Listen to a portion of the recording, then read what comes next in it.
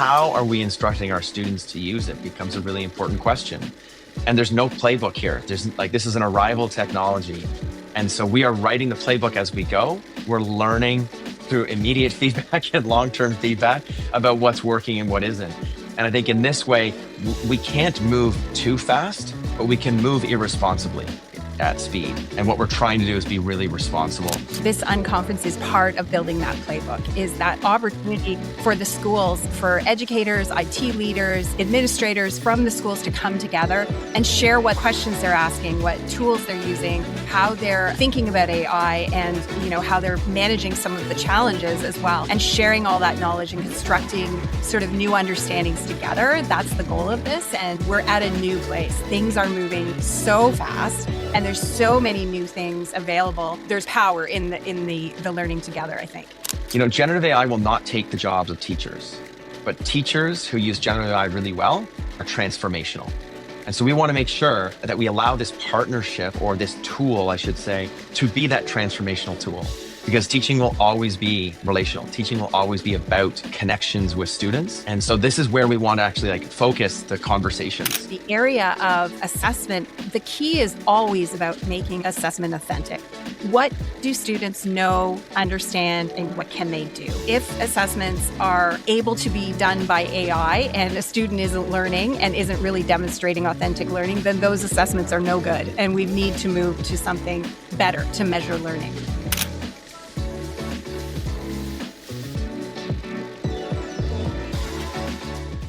Hey there, welcome to the Learn It podcast behind the Chalkboard. I'm your host, Dheeraj, and I'm super excited that you're tuning into our podcast today. I love having these conversations. We're so blessed to be around so many cool leaders in education today. And I think that these conversations really put light as to all the awesome work that's going on in this industry. One ask I have for you is if you could just take a moment to hit that subscribe or follow button, it would mean the world to me. It helps us to continue the work that we do it in a meaningful way. But I hope you enjoyed the episode. Thank you. All right. Welcome, everybody. Garth, Sarah, thank you both for joining us on a very special day with Learn It Media and the Learn It podcast. I am so excited to host both of you, two powerhouses in education on my podcast. It's a privilege and I'm delighted. So thank you both for your time and your space as well. But today we gathered, the three of us here today to talk about something very exciting coming up, the UNCONFERENCE 2026. And I would like to start with this partnership itself. Garth and Sarah, you're partnering together as well, sort of leading the conference. Can you give us the backstory? Did you meet at where did you meet in terms of how this collaboration came together? How did the magic happen? And what can we be excited about this partnership and the conference looking ahead? Sure. Well, maybe I'll start first. I'm Sarah Craig. I'm Executive Director at CIS Ontario. We're a provincial association of independent schools. And this conference is an opportunity for our schools to come together and wrestle with some really big problems. Over the years that I've known Garth, which are many, I think too many for me to actually count, he's had a long partnership contributing to CIS Ontario programming through one of our signature programs, Cohort 21, a newer program that we have, Leadership Lab, as well as this unconference. So he has been with us through several schools and several roles, bringing great insights. So I'll let him say now what he thinks. Yeah. Thanks. It's great to be here. Garth Nichols, head of school at Kingsway College School. Myself, Justin Medved, we founded Cohort 21 around 15 years ago.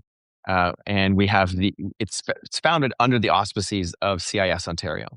And when Sarah took over as the executive director, it was just such a great relationship that was established within about 3 sentences, where the support is there, the understanding is there, that faculty in CIS Ontario schools really are searching for a year-long, in-depth, sort of deep dive into their practice as a designer. That's one of our communities, or as an early leadership exploration, nascent beginnings of leadership as a middle leader or something along those lines. And so over the 15 years of Cohort 21, we started to notice and see and really celebrate the level of knowledge and leadership in these particular questions that were not just unique to classrooms and not just unique to schools, but across the larger landscape of independent schools. And so we came up with this idea, Justin, Sarah, and I, how do we bring them together and actually surface that conversation and allow other people to be a part of that conversation? So it's not presentations. That's why it's the unconference approach. And it's just a way to bring these ideas and this concept of like classroom teachers as researchers, classroom teachers as leaders to the wider CIS Ontario community. And so this is what year is this, Sarah, for us? It's hard because we had the pandemic. And COVID, yeah. We started in 2018. So I think it's the fifth. This will be your fifth or sixth in there. Yes.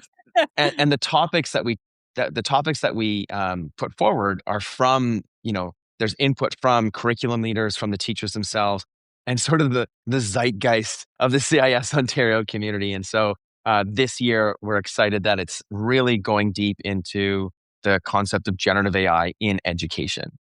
Yeah. And I love that it's the unconference, because I think we've seen and experienced enough of, the traditional concept models. So I think it's very exciting for people to experience something very different from a learning perspective as well. Speaking of which, the theme for this year is very, very unique in the sense of, I love the way that it's framed. And for those that haven't heard it, it is reclaiming the human future of learning in an AI-shaped world.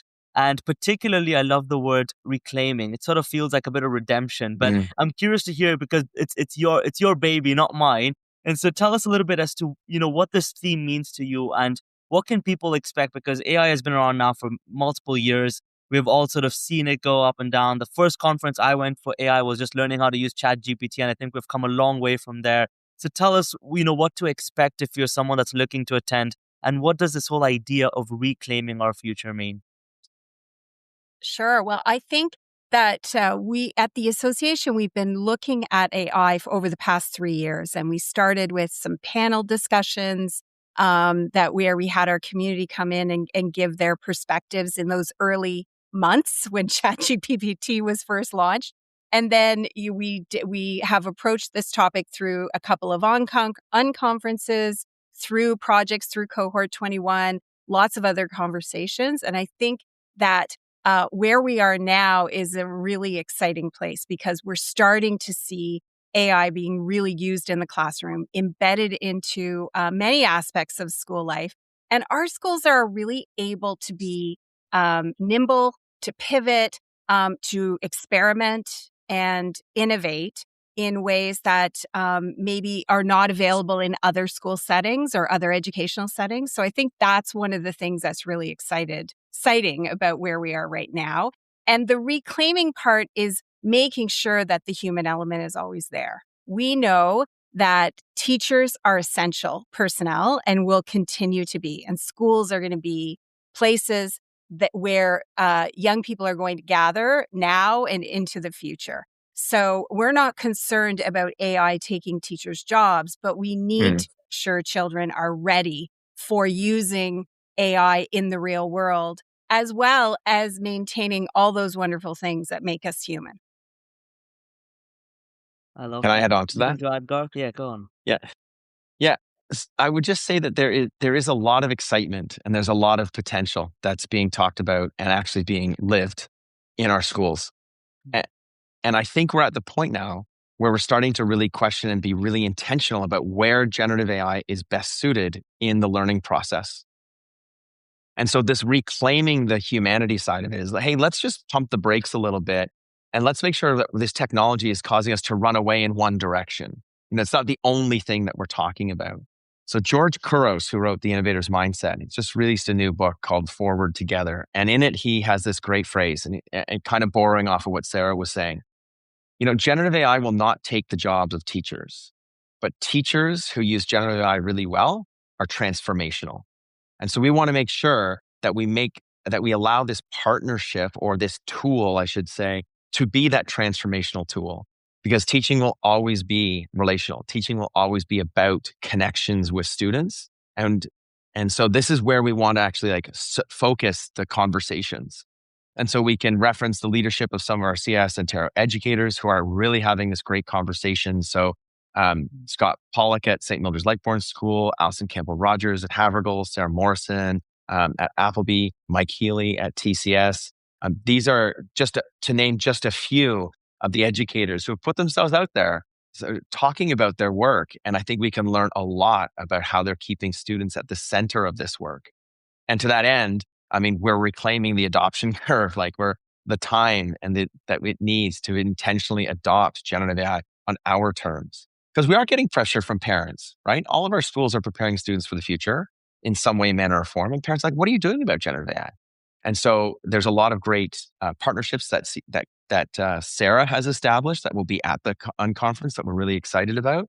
And so that's what we mean by, I think, reclaiming that human side of learning. Just make sure it doesn't turn into a runaway train for us. Absolutely. And I do agree, I think education is one of those industries that is always going to remain deeply human at its foundation. Um, and at the same time, we have the opportunity to, I think, shape our future in a very unique way because we've got an incredibly powerful technology ahead of us in terms of how we can improve learning, how we can personalize learning. And I think if we can embrace that a little bit while still keeping the human at the center, then there's so much we can accomplish together as educators as well. Sarah, to that point, you've witnessed an evolution, I would say, at a lot of CIS schools as they adopt different types of AI practices, especially as you support over 47 schools from your very unique vantage point. Not a lot of people get to sit on the sort of position you're at, Sarah, because I feel a bit jealous of you, but you get to see everything a little bit from the top. And so I'm curious to know, what are you hearing from heads of school, teachers, parents about AI right now? I think Garth put a little bit of light on it, but I'd love to also build on your perspective, having, worked with so many of these schools. For sure. So, I mean, we're hearing from teachers and administrators sort of wanting to know how to use the tools, how to embed them authentically into classroom learning, into assessment practices and evaluation of practices, and how they can be helpful sort of in helping push learning forward, really giving students those real world opportunities. So I think that's one. But with that, there's also the concerns about safety, security, privacy, and certainly our technology directors, and many of them will attend this conference, are very concerned about those issues as well. So we're always looking to find the right kind of tools that will allow students to use AI safely and in ways that are going to be supportive of learning. And help them to learn how to use the tools. Any technology that we use, young people have to learn how to use the tools smartly, intelligently, and make sure that they can be confident in the answers that it's giving them and verify the validity of the information that they get. So that's a big part of it. I think for parents, we have, for the most part, many of our parents are leaders in business and technology and medicine and of many professions, and they are using AI in their daily work. And so they see the need for their children to have those opportunities. But at the same time, they are concerned about privacy and cybersecurity issues as well, but also around the need for young people to still have, opportunities away from technology. And so there's been a lot written. We could have a whole podcast on the anxious generation and technology. So, finding ways to make technology use purposeful, and that, of course, AI is part of that, is a really key factor here. And one of the things that will be sort of a through line through the conference. Absolutely.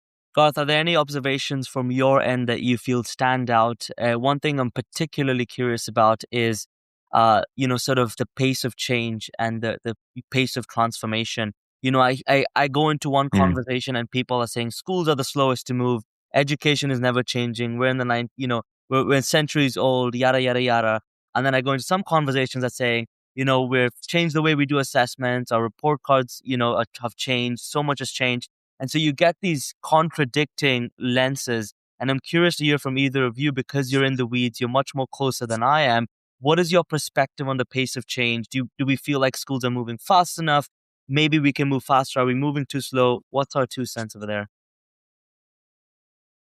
Yeah, that's a really important question to consider because you can segment that out. Are we moving fast enough in the classroom? Are we moving fast enough as organizations? Are we moving fast enough with the curriculum too?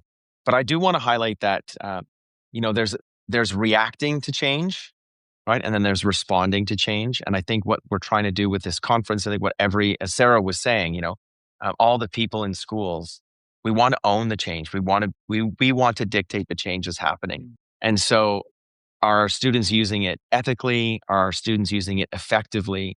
How are we drawing down from high school to elementary, from post-secondary to high school, and from the world of work down into post-secondary, et cetera? Like, how are we understanding these pieces?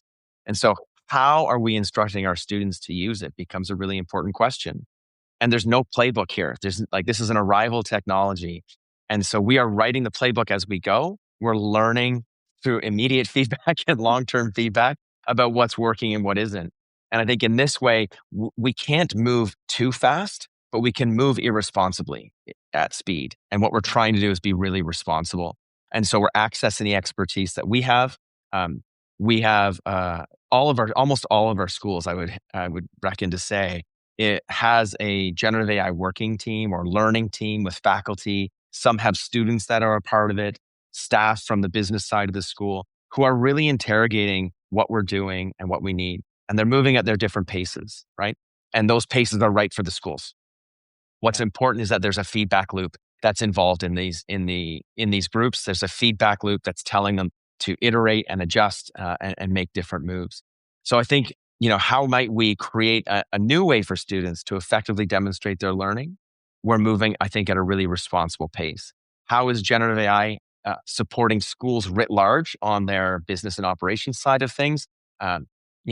Schools change at the speed of trust is something I love to say. And this holds true for the entire community. And so we need to move where we are building that trust, where students and families can say, we know that you're not moving irresponsibly. We know that you're giving us the time and the research and the resources to do it properly. Yeah, and I just add on that the playbook, this unconference is part of building that playbook, is that Nice, yeah. opportunity for the schools, for educators, IT leaders, support, administrators from the schools to come together and share what they know, what questions they're asking, what tools they're using, how they're thinking about AI, and how they're managing some of the challenges as well, and sharing all that knowledge and constructing sort of new understandings together. That's the goal of this. And we have done that over the last several years, as I mentioned earlier in the podcast. But I think, as you noted, we're at a new place. Things are moving so fast, and there's so many new things available that if we don't make time to come together and learn together, there's power in the learning together, I think. Yeah. And I would say too, building on that unconference model, we like to say the smartest person in the room is the room. We need educators to come together and not expect to sit and get information and bring that back, but rather help create that knowledge and mobilize that knowledge. Yeah. And I think to that point, one of the reasons and what stood out to me about the conference was it's broken down in a very systematic way, in the sense that you know what you're getting. You know what you're getting into, you know what to expect, and mentally sort of that you need to, if you want to take away a lot from this conference, you need to be willing to learn, willing to sort of, experiment, and also willing to challenge your own thoughts and perspectives to some extent as well, which is something that I really believe is very important if we are to evolve and transform the way that we educate. Speaking of which, there's 4 amazing strands of the conference. I'm going to list one at a time. It's like a quick rapid fire. I'm going to list one at a time, and I'd love for either of you to give me sort of the background and what to expect in each of these strands. The first one is making AI work for you in the classroom. This seems directed straight to teachers in the classroom, more hands-on, more practical. What can teachers or educators expect within this strand? Yeah, I would say that the classroom teachers can expect to be met where they're at. So if you have zero experience using generative AI in your classroom, you will get a lot out of this. If you have any experience using generative AI in your classroom, you can expect to be validated or tested. Like, is that working for you? Are there better ways? And so it's crowdsourcing. What are some really good practices K-12 in CIS Ontario schools? Mm-hmm. And I think like any new technology within our teaching faculty across the schools, we have early adopters and we have those who have, are later to the game. And so I think we're hoping that that room will have a variety of people at different stages of adoption, and people will bring their questions and learn together. But the model is also based on, there are facilitators in the room that help guide the strand learning. So they don't purport to be experts per se, but more people who have been doing a lot of reading, a lot of asking of questions, and a lot of guiding.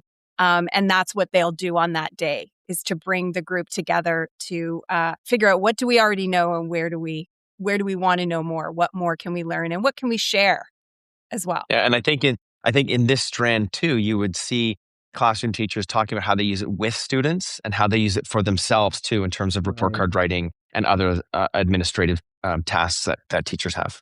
Yeah, and I'm assuming a lot of teachers or educators that attend, hopefully you're someone that's willing to experiment a little bit, because it sounds like you're going to get a lot of ideas and perspectives and applications.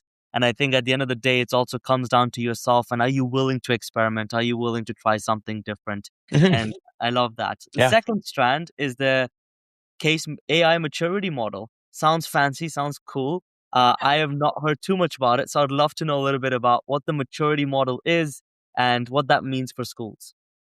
So I'll just start by saying CASE is an national accrediting body, the Canadian Accredited Independent Schools. They are a complementary association to us. We work in great partnership with them as an Ontario-based association of overlapping schools. And so what they have done, and Garth can speak to this in more detail, is created sort of a framework for schools across the country to think of things that they should be thinking about as they're implementing AI. What are some of the concerns? What are some structural things that schools should be looking at and thinking about? What kinds of policies might need to be in place? What kinds of systems or processes if you're adopting new tools or technology? And they really have done that at a national level.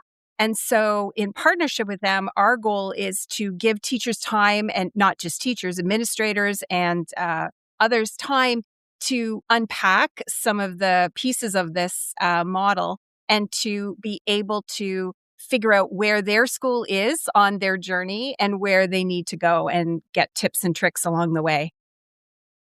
Nice. So I would add that I was involved in the creation of the case maturity model. And it really is what Sarah was saying. But here at the conference, we're able to actually pull out, there's about 11 different matrices that give immediate feedback, look-fors, questions, not to grade or assess where schools are on the continuum, but to really interrogate themselves. This is where we're at. If we wanted to move forward, what would that look like for our school, and how would we get there? It's also to say, hey, we're actually really good where we are right now. And so in this session, as participants move through the maturity model, they may be working with 1, 2, or 3 matrices, and that's it. But they're learning how to use that at their school to broaden the conversation of generative AI, not just in their own experience, i.e. classroom teacher or IT professional administrator, but rather across the whole school. Let's pull the curtain back a little bit more and say, how can generative AI work for us across the whole school? Yeah, and I think what's going to be interesting and special about this strand is there's a unique opportunity for schools to collaborate and to say, hey, you might be a little bit, more advanced in this area while I'm here. What are you doing to make that true? Like, what's happening behind the scenes? And I think, especially with this maturity model, because it's looking school-wide, from my understanding, it opens up this paradigm of where, schools can actually even maybe look at each other's maturity model and say, okay, how can we work together to both work towards this? I'm imagining a fully green matrix, right? And so I think there's a unique opportunity there on school-wide collaboration too. I love that. Absolutely. Yeah. And I would just say, go ahead, Sarah. Sorry, I was just going to say, and it looks at what's happening sort of in the school operation side as well as in the teaching and learning and assessment side. So it's an opportunity for different types of professionals to come together and look at the whole model as a whole and how it applies to their school in comparison with other schools. And also, it will provide the participants with shared language, which I think is really important. So we all know what we're talking about. You can bring that language back to your school as well. Yeah, I love that. All right, moving on, speeding on to the third strand about building a coherent school-wide approach to AI. And I think we hinted at this a little bit, but sort of moving beyond just this idea of individual teachers doing experiments and trying AI in their own classrooms to having a bit more of a coherent school-wide approach. I'm curious to hear what's that about. And is it also linked to the maturity model, or is that a bit of a different aspect and different purpose behind it? Well, I think one way we're doing that is we are going to have a vendor market at the event where we're bringing a few curated tools and organizations to that our schools can meet with and find out what they're doing in the space. So we'll have Flint AI there, their tool, Choral Talk, Captains and Poets, and Atomy. They're all learning tools that utilize AI. And then we're also going to have the Future Design School, and we're going to have Learn It there with us as well. So we're very excited to have just a small curated group that will help schools maybe that haven't implemented any tools yet to find out a little bit about what's available out there. So I think that's one part of that. That strand is talking about what kinds of tools schools are using. The other thing we've been doing at the association is offering micro-credential courses in AI, opportunities for both staff and educators, and they're in two different streams, to learn the basics. Many of our schools, I would argue most of our schools are Google schools, so many schools are using Gemini as sort of a core platform across staff and students and teachers. But there are many, many other tools out there. And so I think that's one aspect of this strand is it will be talking a lot about what tools schools are using. Yeah, and so every other Wednesday at Kingsway College School, there's a generative AI learning team that has K to 12 representation, that has operations and administration representation. And it's really about coming together to share knowledge. Sarah referenced earlier, this stuff is changing all the time. So share knowledge and how we're moving forward with it. And so a lot of schools have these types of learning teams. And so this is about how to create what are best, like wise practices that people are putting to use, and how do you can actually level up your learning team too. Yeah, I love that. And I think it's important to have, a trusted group of people and organizations that you can work with to understand, they're trusted, they've been at schools. And so it's much easier to collaborate with those types of partners as well in the long term. Moving on to the last but not the least, strand 4. It might be the most proactive one in my mind, but reimagining assessment for as of learning for the AI age. Tell us what that one's about and what to expect over there.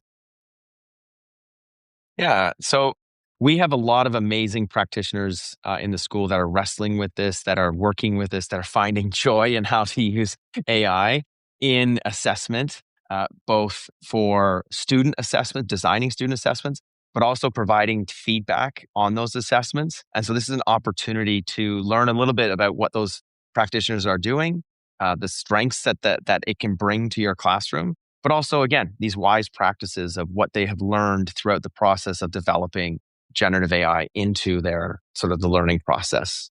Mhm. And I think in the area, particularly of evaluation, that's where there's a lot of concerns about academic integrity.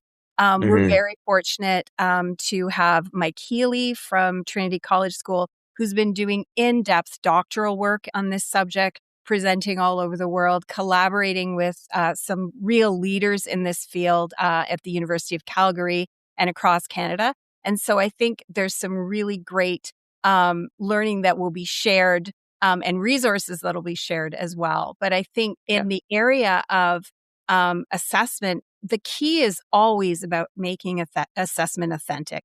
What do students know, understand, and what can they do?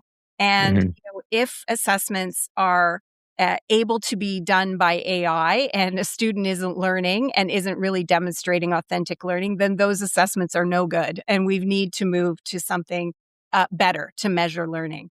And so we've been down this road before with assessment and evaluation. AI is maybe a bit more challenging a threat to some of our traditional models than we've had before. But that's a good thing. It's really forcing educators to innovate and think differently about how we can capture that deep understanding from students about what they know and how they can demonstrate learning to us. And I think that this is actually going to be modeled really well based on the structure of the conference too. So if I can, I will talk a little bit about the structure of the conference. And so this year we're really experimenting with an overstory approach. And so at the opening keynote, we'll be talking about what these 4 strands are and how they might inform answering the question, what is the state of generative AI in K-12 independent schools in Ontario? So that's the guiding question of the whole day. And then they will go into their first session and they'll have that question as the overstory. Sure, they're going to be learning about reimagining assessment for of and as learning in the age of AI. But they'll also be thinking about, what am I learning about the state of generative AI in the schools? Like, are we managing this? Like to our question earlier, are we moving too slowly or are we moving too quickly? And then at lunch, they'll have an opportunity to, as Sarah was saying, meet with those vendors. But also there's a panel discussion with some of our facilitators. It's all CIS Ontario educators. It's going to be great. And they're going to take a stab at answering that question too. What is the state of generative AI? And then participants will go into their second session, right? Second of the 4 that they could have chosen from. And again, learning some specifics around that. And maybe it's the case maturity model or what have you. And at the end of each of these sessions, they're going to be able to contribute to like an ongoing form, and trying to answer and surface what it is that they're learning. The final keynote will bring the panel back together, but the final keynote is actually going to be with generative AI. We're going to use Notebook LM right now. We might change the platform, but the sense is that we're going to be training that generative AI, and we're going to be asking it that question, what is the state? And it's going to give us a response. And so listeners will hear that. And then we have our panel discussion, our panelists from the earlier discussion being able to respond to that. And so that's the overstory of the conference. And so they're learning in very specific ways in these sessions, but then they're also learning a little bit more about the overstory of generative AI today. Yeah. And I like that it's not just talking about it, it's actually using it as part of the conference. I think it's very easy to say, oh, there's this tool and this tool and this tool, and they're all great. Yeah. Good luck, have fun. Versus saying, okay, let's play together and let's go in and let's try and experiment together. I think there's more fun in that as well. Absolutely. And then after the conference, we'll be using all of the what's been generated to create this impact report that we will share back with the community. And if you go to our website, cisontario.ca, you'll find the impact reports from previous years. But this year's, because we are integrating the actual AI tools into the conference itself, it'll be really interesting to see, what our impact report looks like. And I think it may be several different pieces that we'll be able to share back with the community. And that we make public. It's really for all educators out there. It's available on the website. It'll be available on our public website and for anyone to access. Wow, I love that. It might be a fun idea. Gosh, we get all the info and we make a custom GPT just for the conference, and then folks can say, what's the next session and who is talking where, and tell me a bit about them. And we can put something really, really fun together. I'm happy to help with that too. But those are we're actually working on something like that. So we'll go. chat. Yeah. Great minds think alike. Yeah. Absolutely. Yeah. I love that.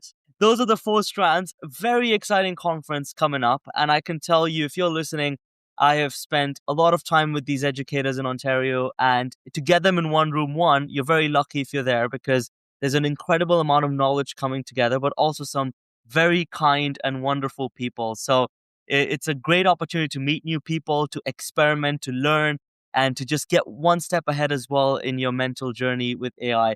And as we wrap up here, conference date, February 9th, we're about 2 weeks away, where, many enthusiastic educators are going to gather at Centennial College as well.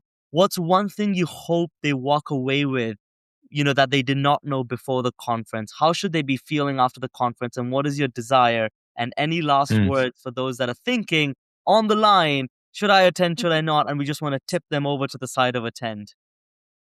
Well, I hope that the human part is what's first and foremost, that people meet some new colleagues. Maybe they're reconnecting with colleagues they haven't seen for a while. I mean, our schools are spread across the province. Everyone doesn't see everyone every day in between, unless they're in the same school. So I think making some new connections, meeting new people, that to me is going to be one of the core pieces, because it's in the deep learning happens really after you start processing and as you start implementing in your school new things and reaching out to friends and colleagues from other schools to deepen your understanding. Yeah, and for me, I think that you, to push you over the edge, if you are hesitant about this, like you are among friends here at the conference, and it's something that my hope will be that they strengthen their disposition, like the skill and the will to really own, how generative AI is being integrated into their practice. That it isn't this runaway train. That they actually have a lot of control, and that they have a day dedicated to really thinking deeply about their role as an educator. And I go back to what George Couros is saying, right? Generative AI in the hands of an educator using it really well is transformational. How might we start or continue or reinforce your great learning along that journey? Yeah, I love that. February 9th is the date. Reserve it on your calendars. If you have Yep. something, move it, reschedule it, do whatever you need to. February 9th is the date. Link Yep. in the comments for those that are interested in registering. You can find all the information on the CIS Ontario website. We'll plug a link in the comment for you to easily access it. But Garth, Sarah, thank you both so much for being a part of this very special episode. I am so excited to be a part of this conference and grateful that we have got to work together and bring so many educators together. I think it's going to be a wonderful day, a lot of learning, a lot of fun, a lot of friends. And any last words from either of you before we close out here? Just thanks for the opportunity. Really appreciate it. Yeah, really appreciate it. We're so happy to be partnering with you and with LearnIt as our media partner, to have you on site for the day, capturing, I think, some video of the day and social media, and also sharing all the great programming and ways that LearnIt is using AI as well. So I think it's going to be really exciting, and we're really looking forward to the day. Yeah, our videos will be so good that if you don't attend, you'll have FOMO. So you better attend. All right. February 9th. See you, everybody. Thank you, Garth. Thank you, Sarah. Have a good day. Bye. Thank you. Thanks, everybody. Bye, everybody. Thanks.